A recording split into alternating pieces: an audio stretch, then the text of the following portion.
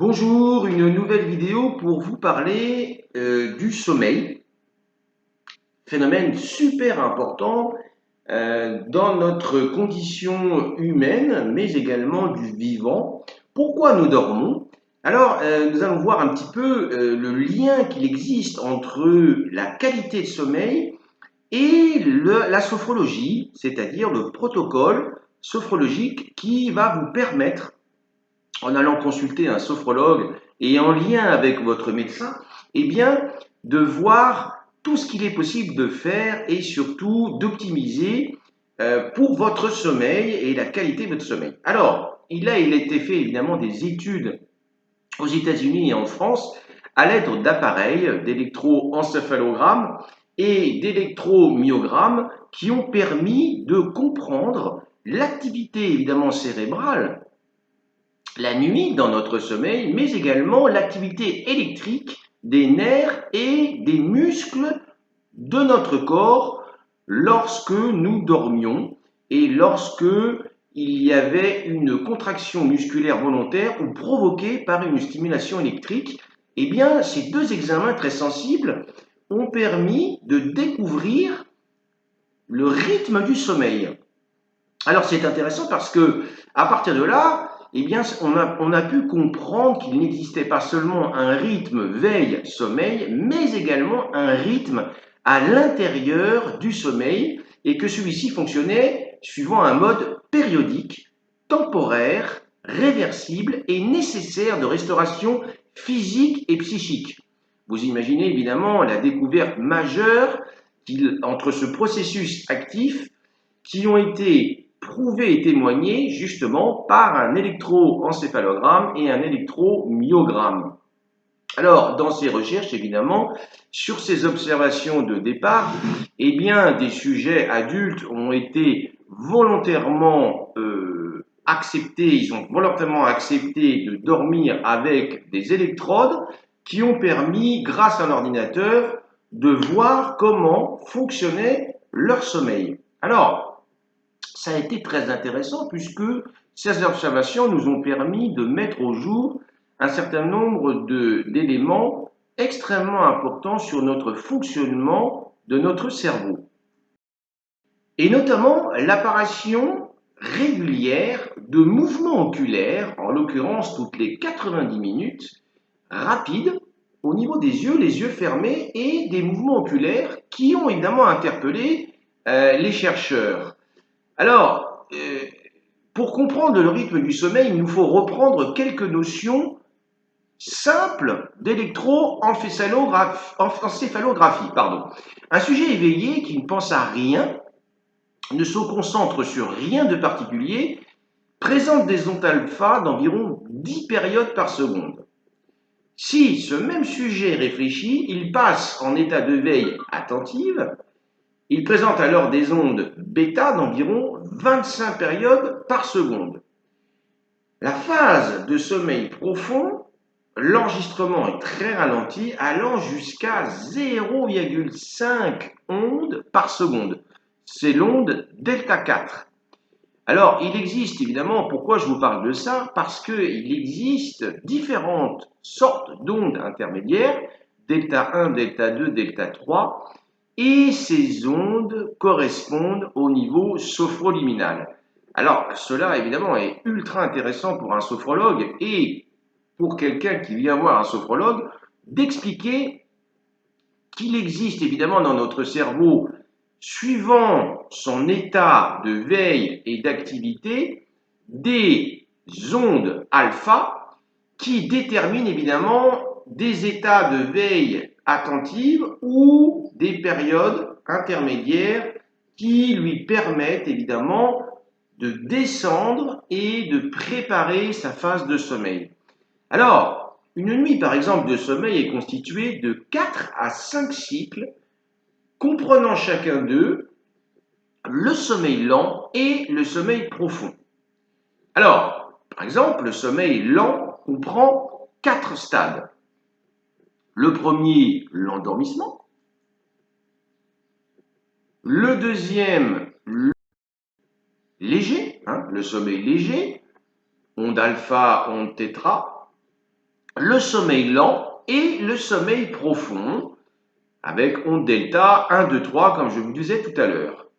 Alors, cette phase de repos, c'est la phase de repos du corps qui entraîne une baisse de notre tonus musculaire, de la tension artérielle, de la température interne, et sa durée est d'environ 90 minutes. Pendant la phase rapide ou paradoxale, le relâchement musculaire est total. Le sommeil est profond et seules de fortes stimulations peuvent réveiller le dormeur. Mais les yeux, comme je vous disais tout à l'heure, continuent et bougent. La respiration, l'activité cardiaque sont irrégulières. L'activité électrique du cerveau est proche de l'état de veille pendant cette phase paradoxale et de brèves secousses musculaires apparaissent. C'est la période de rêve qui nous intéresse, qui dure environ 10 minutes en début de nuit et environ 30 minutes au petit matin. Alors évidemment, cela soulève un certain nombre de questions et pourquoi je vous explique tout cela? Eh bien, qu'est-ce qu'il se passe si nous sommes privés de sommeil? Eh bien, si nous sommes privés de sommeil pendant une semaine, nous allons être en proie à des hallucinations et notre état normal va se détériorer. Un certain nombre d'expériences ont montré que par des stimulations électriques, eh bien, nous pouvons aller jusqu'à la mort.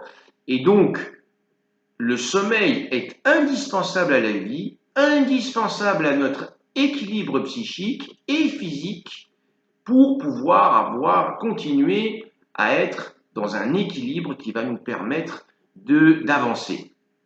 Alors, dans cette phase, quelle est la phase la plus importante? Celle du sommeil lent ou celle du sommeil profond? Alors là aussi, des expériences ont montré que si nous étions réveillés par une excitation électrique, chaque fois que nous atteignions une phase paradoxale et qu'on se laisse dormir le reste du temps, on nous prive de rêve. Au bout de 14 jours, nous serons en proie à des hallucinations. À l'inverse, si on nous laisse dormir exclusivement pendant les phases paradoxales et qu'on nous maintient éveillés le reste du temps, notre sommeil sera inférieur à 2 heures, mais l'on pourra poursuivre l'expérience de longs mois sans aucun trouble psychique ou physique. Seule une grande fatigue physique va s'installer. Nous pouvons donc dire que le rêve est indispensable à la vie et que la phase la plus importante de notre sommeil est celle du sommeil rapide ou paradoxal. Alors brièvement, sans rentrer dans des détails, quels sont les centres nerveux qui interviennent dans le sommeil? Alors, il y a eu des expériences en neurophysiologie qui ont montré qu'il existe dans le cerveau 2 centres. Ils sont étroitement liés. 1, le centre du sommeil et 2, le centre de la veille. Ces 2 centres ne peuvent être étudiés séparément.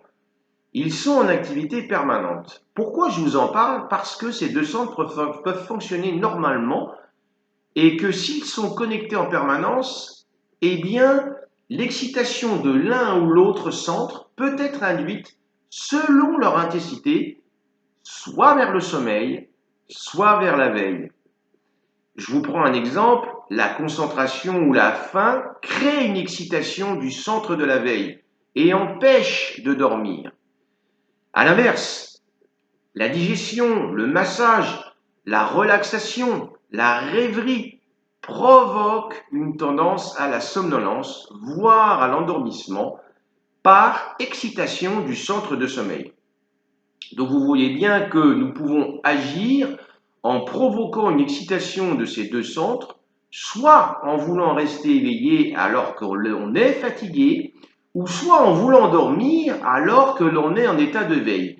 Ces 2 excitations sont probablement accompagnées d'une inhibition du centre opposé. Alors c'est important brièvement de vous expliquer la physiologie du sommeil et nous allons, pour vous faire comprendre évidemment sur ces deux centres comment fonctionne notre cerveau et à partir de là pouvoir travailler les troubles du sommeil qui vous empêchent évidemment d'être reposé, voire même de vous provoquer des insomnies. Alors, dans les insomnies, eh bien, celles-ci sont nombreuses et variées. Par exemple, l'insomnie de l'endormissement se rencontre chez beaucoup de personnes anxieuses. L'état d'anxiété peut être passagère, lié à des difficultés familiales ou professionnelles ou bien chroniques et parfois associé à une névrose.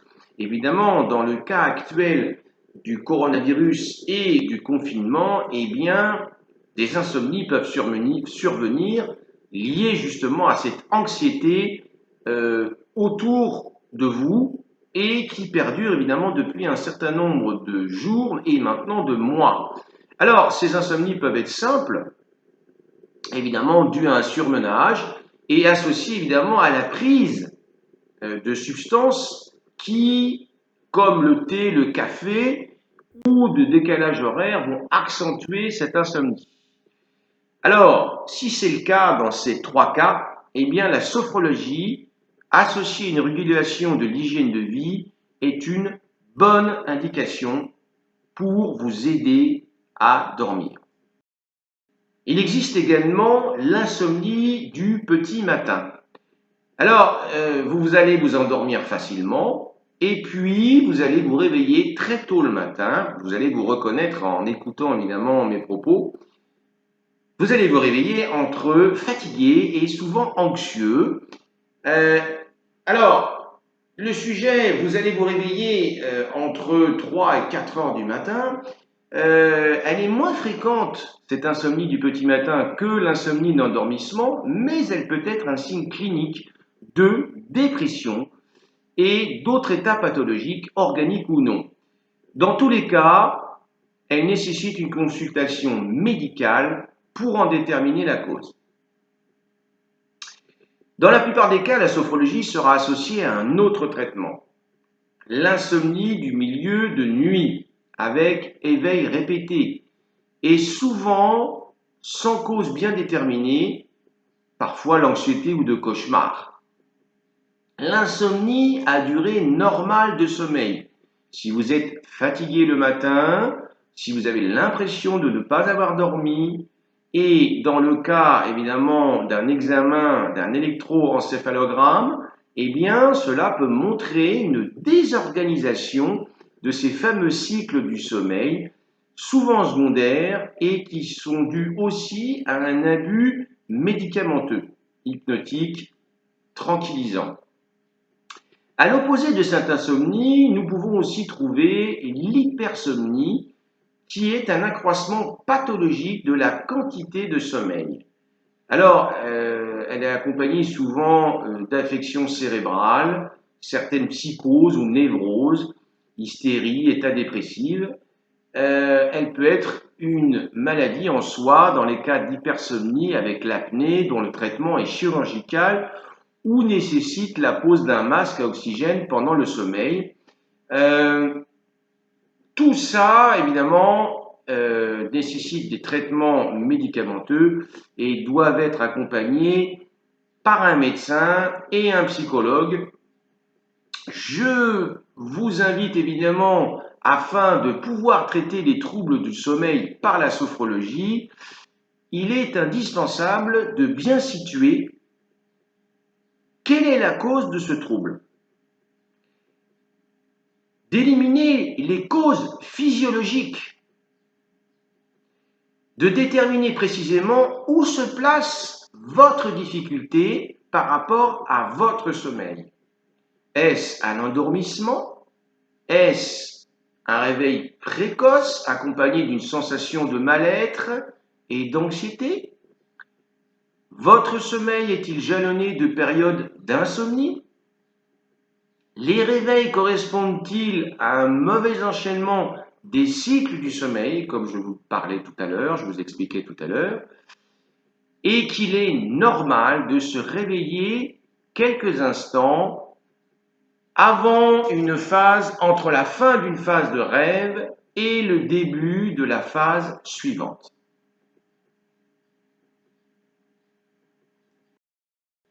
Alors une question évidemment intéressante se soulève à partir de ces conclusions. Le réveil se produit-il à la fin de la deuxième phase de sommeil? Ceci est très fréquent. L'insomnie apparaît alors entre 3h et 4h30 du matin et traduit une difficulté pour le cerveau à résoudre un problème ponctuel lié à votre vie, et elle intervient souvent en période de crise. D'où l'intérêt évidemment de vous en parler, puisque nous sommes encore en période de crise et qu'il est important pour vous de résoudre pour le cerveau ce problème anxiogène. Il peut être évidemment lié à un deuil, un divorce ou tout autre problème qui empêche le cerveau de résoudre le problème et qui évidemment par voie de conséquence vous empêche de dormir. Il s'agit pourtant d'une réaction positive de votre organisme. Comme votre cerveau n'est pas apte à résoudre le problème, eh bien, au niveau de votre inconscient, par le rêve, eh bien, votre cerveau projette ce problème au niveau conscient en vous réveillant. Comme une alerte, comme une alarme. Votre inconscient ne résout pas le problème par le rêve, nous allons le réveiller pour le résoudre. Alors évidemment, ce qui le pousse pendant l'insomnie à méditer sur cette situation et donc de façon consciente à évoluer et progresser. Est-ce que votre réveil survient en fin de nuit? Alors, s'il survient en fin de nuit, il faut alors prendre en compte la durée de votre sommeil nécessaire qui peut varier en fonction des saisons et de votre activité.